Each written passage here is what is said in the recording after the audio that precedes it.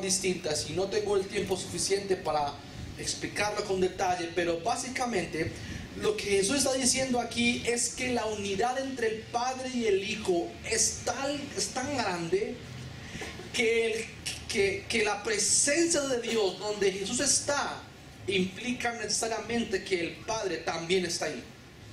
Eso es lo que quiere decir ahí, que donde está Jesús está el Padre, porque Jesús y el Padre son lo mismo. Lo leemos otra vez con despacio.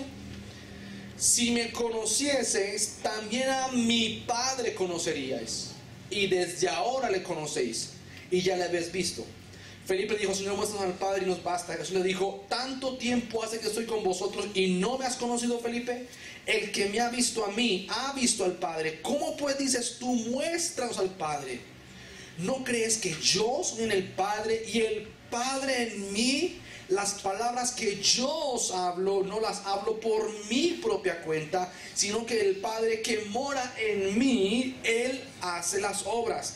Creedme que yo soy en el Padre y el Padre en mí. De otra manera, creedme por las mismas obras. ¿Se dan cuenta? Jesús y el Padre son la misma cosa. Y aunque es un poquito complejo entender esto, es muy profundo. Algo bien claro aquí, muy claro.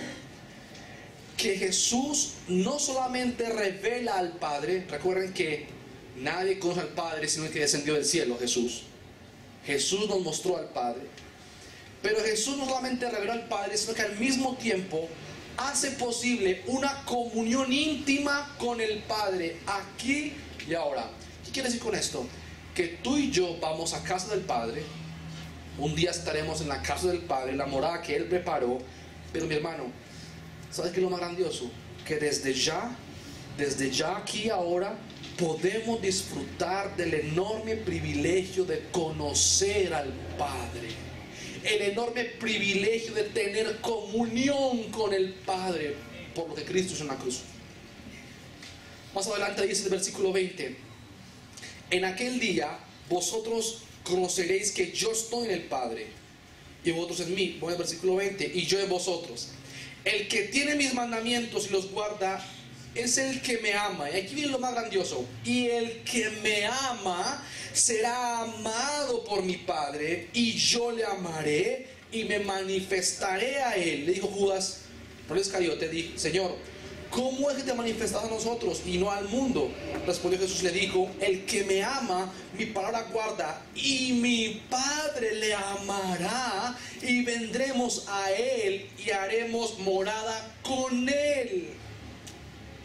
Y hermanos, si tú tienes al Cristo en tu vida, también tienes al Padre, y puedes tener una comunión íntima con tu Padre. No olvidemos que tenemos un Padre que es tierno, cariñoso, que nos cuida como a la hija de sus ojos. Y eso es por el hecho de tener a Cristo en nosotros. Lo tenemos a Él. Cuando tengas un momento de angustia, no olvides que tu Padre cuida de ti. Y sabemos esto, que a los que amamos a Dios, todas las cosas nos ayudan para bien. Esto es, a los que conforme a su propósito han sido llamados. Me llama mucho la atención, cuando estaba meditando en esto, algo saltó de un momento a otro a la vista. Algo me llamó muchísimo la atención, no sé si se dieron cuenta. Jesús está tratando de consolar a sus discípulos, ¿cierto? Y lo está haciendo a través de teología. Porque hablar sobre el Padre, el Hijo, la relación entre el Padre y el Hijo, eso es teología profunda, la Trinidad de Dios. Eso no es fácil de comprender a veces. Y Jesús está usando esta teología profunda para ayudar a consolar el corazón de sus discípulos.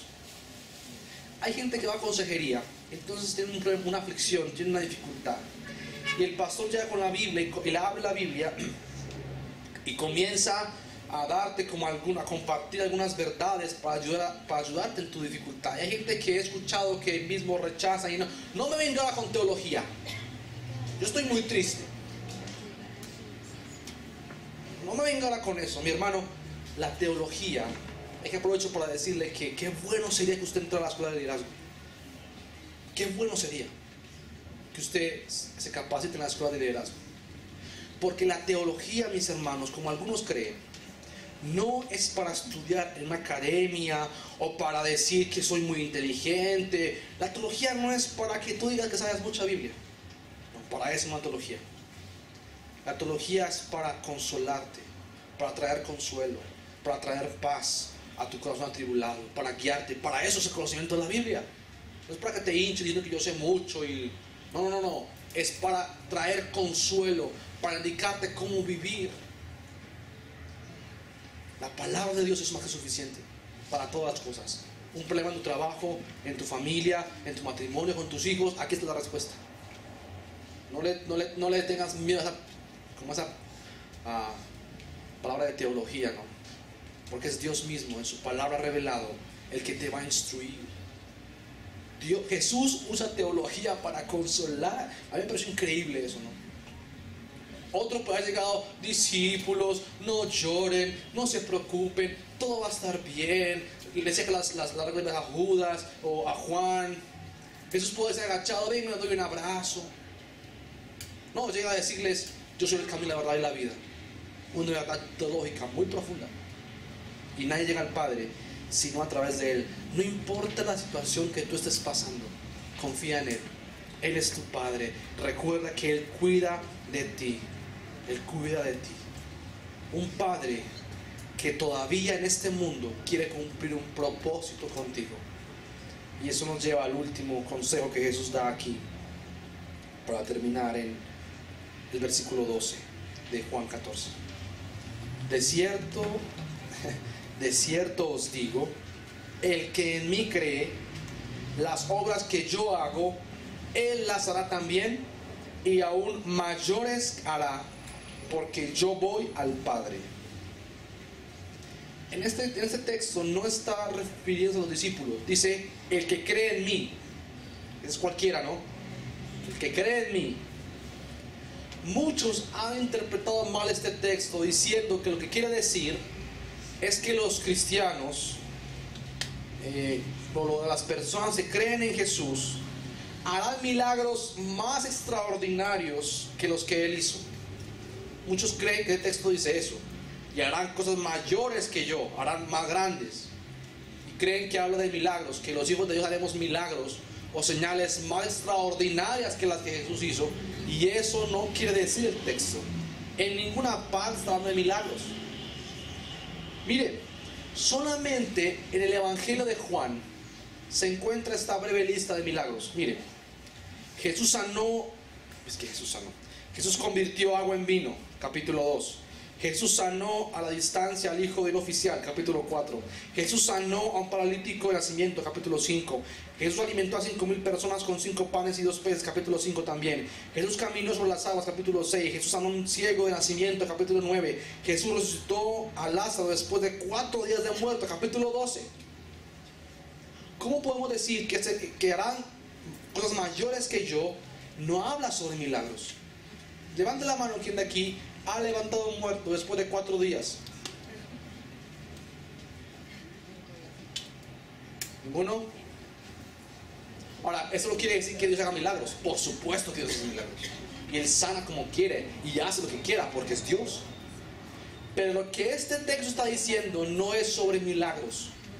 Porque como ya acabo de probar, ninguno de nosotros hemos hecho un milagro más grande que este, que acaba de mostrar aquí en la carta de Juan.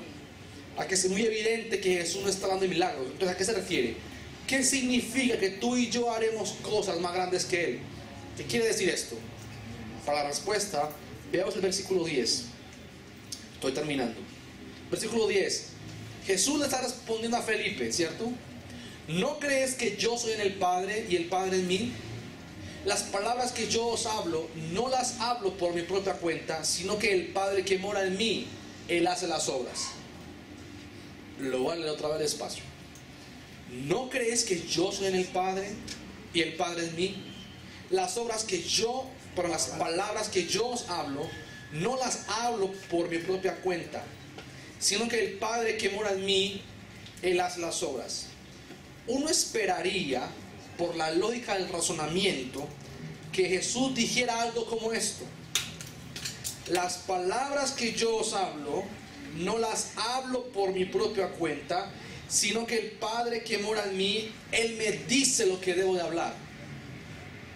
Si uno usa las lógicas, debería decir esto, otra vez.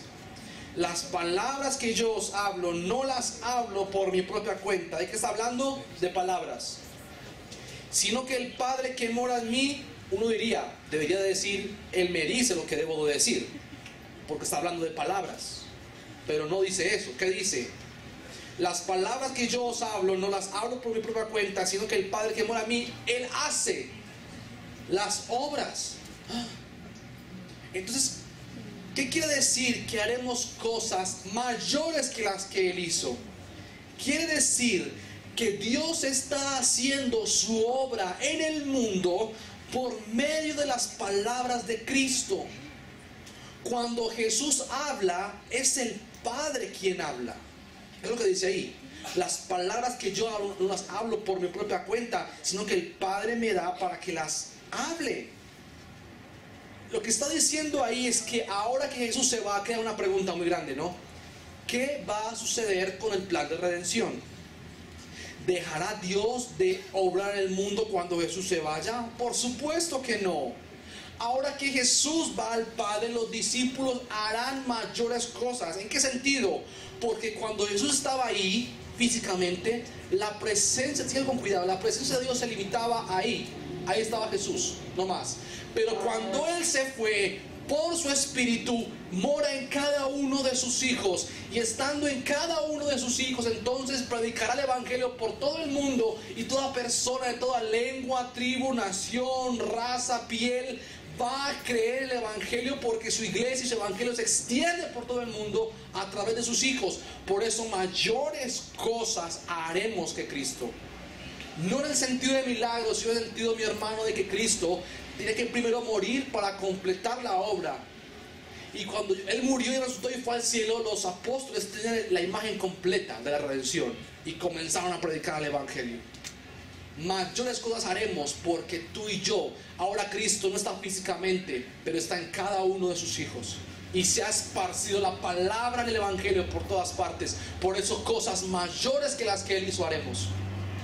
Porque Él quiere que todo el mundo sea lleno del Evangelio. Ahora los creyentes, tú y yo como hijos de Dios, como tenemos el Espíritu Santo, podemos proclamar la obra ya completa de Jesús en la cruz para poder traer la redención a todos los pecadores. Acompáñenme a terminar en Juan capítulo 5.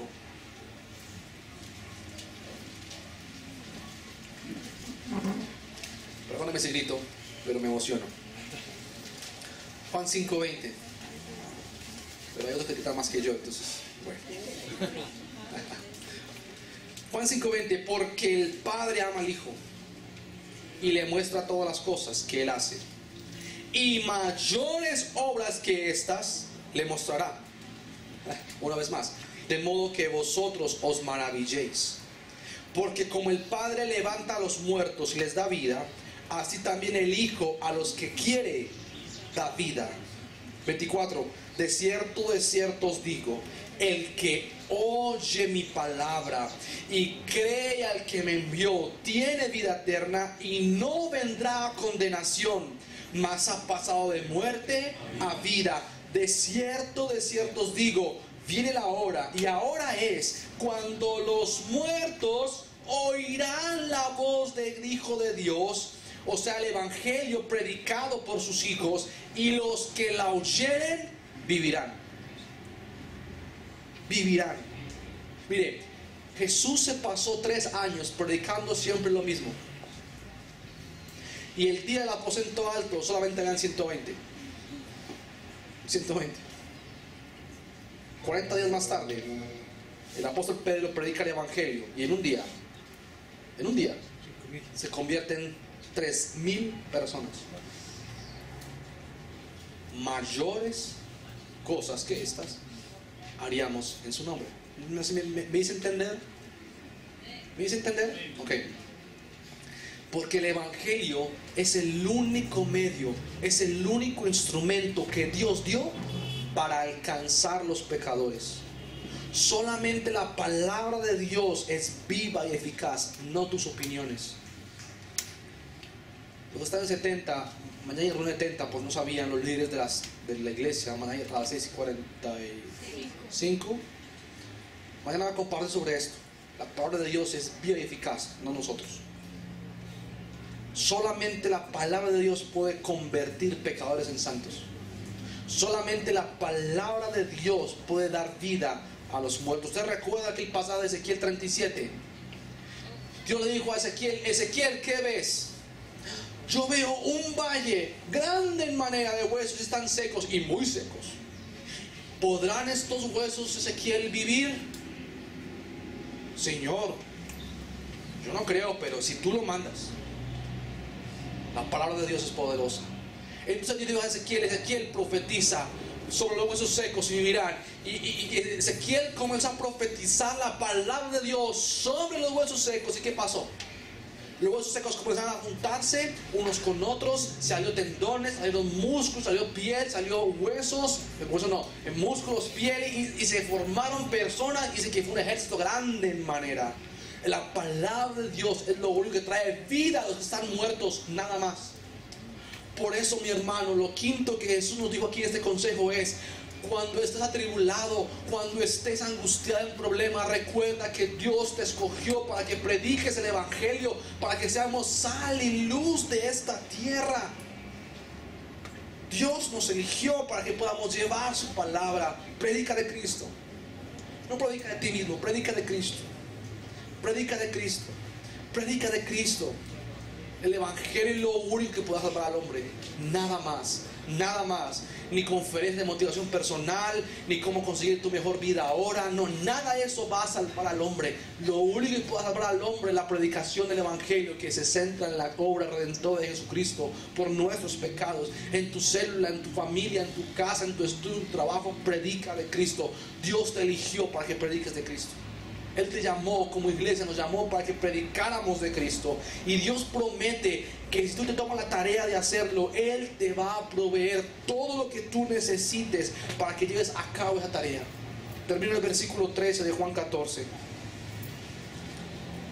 Y todo lo que pidieres al Padre en mi nombre, lo haré para que el Padre sea glorificado en el Hijo. Si algo pidieres en mi nombre, yo lo haré. ¿Qué está diciendo aquí? Prediquen el evangelio. Prediquen el evangelio. Testifiquen, mi hermano. Testifiquemos del poder transformador del evangelio a través de nuestras propias vidas. Persuadamos. ¿Se dice así? Persuadamos. Bueno. Pero en plural, ¿cómo se dice? Persuadiramos, no. Será muy extraño. Hola. Persuadimos a otros. Hermanos, hay que persuadir. Hay que persuadir a los hombres que vengan a Cristo en arrepentimiento y fe. No lo hagas en tus fuerzas, usa el evangelio. Porque entonces todo lo que pides en mi nombre, yo lo haré. ¿Saben qué significa mi nombre? No es como que abracadabra, ¿no? Todo lo que pidieres, el nombre de Jesús, abracadabra y se hizo. No, no. Eso no es un truco de magia. El nombre de Jesús no es para eso. ¿Sabes por qué tiene que ser el nombre de Jesús? Tiene que ser en su nombre. Porque, mi hermano, solo a Él sea la gloria. Tiene que ser en su nombre, porque no hay otro nombre debajo del cielo dado a los hombres en el cual podamos ser salvos. Tiene que ser en el nombre de Jesús. No es una palabra mágica para que ocurran las cosas. Es para que recuerdes que no es por ti, no es por tus obras, no es tu jactancia humana. Es en Él, por Él y para Él, buscando que siempre Él se lleve la gloria. Si hay alguna persona en el mundo que no tiene razón para sentir lástima de sí mismo, es un cristiano.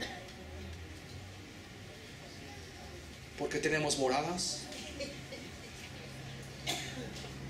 porque la bendición de estar con Él eternamente en el cielo, porque Él nos escogió para que fuéramos sus testimonios de predicar el Evangelio, porque Él nos ama y porque le amamos. Si hay alguien que puede luchar eficazmente contra la angustia y la turbación a pesar de las dificultades, es esa persona que ha puesto toda su confianza en aquel que se presenta a sí mismo como el camino, la verdad y la vida. Tienes un problema, no corras al médico. No es primera opción. No es que los médicos sean malos, no. Lucas era un médico. Corre a Cristo. Busca al Señor en tu angustia. Dice David: si en mi aflicción tu ley no hubiese sido mi meditación, yo en mi aflicción hubiera perecido. Cuando tengas un problema, una angustia, recuerda cómo Dios nos consuela. Lo que te he hablado hoy es para consolarte. Si estás atribulado, recuerda, Dios te ama. Estudia su palabra y verás cómo te consolarás. Alguien dijo una vez, termino con esta frase. Alguien dijo una vez que una persona puede ir al cielo sin salud, sin riquezas, sin fama, sin un gran nombre, sin mucho conocimiento, sin trabajo, sin cultura, sin belleza, sin amigos y sin 10,000 cosas más. Pero nunca nadie podrá ir al cielo sin Cristo. Nadie. No hay muchos caminos para ir al cielo, solo uno. Porque en ningún otro hay salvación. Porque no hay otro nombre bajo el cielo dado a los hombres en quien podamos ser salvos, sino en el nombre de Jesús. Cuando tengas dificultades y turbaciones en tu alma, recuerda quién es Él. Recuerda lo que Él es. Recuerda lo que Él ha hecho en ti. Recuérdalo. Recuérdalo. Recuérdalo. De su grandeza, de su belleza, de su esplendor, de su gloria, de su poder eterno, de su misericordia, de su gracia, de su bondad, de su amor, de su compasión. Recuerda quién es Dios. Y verás cómo poco a poco la tristeza, la ansiedad, la angustia va a desaparecer. Porque el Señor es mi roca y mi salvación. ¿De quién temeré? El Señor es mi roca fuerte. ¿Por qué temeré mal alguno? Aunque muchos se levanten enemigos contra mí, aunque muchos digan no hay para él salvación, mas tú, Jehová, eres escudo alrededor de mí, mi gloria y quien levanta mi cabeza. Con mi voz invoqué a Jehová y Él me escuchó de su santo templo. Eres mi pastor y nada me faltará. Cuando tengas una angustia, recuerda, Él nos prepara lugar en el cielo y tenemos un Padre que nos ama profundamente.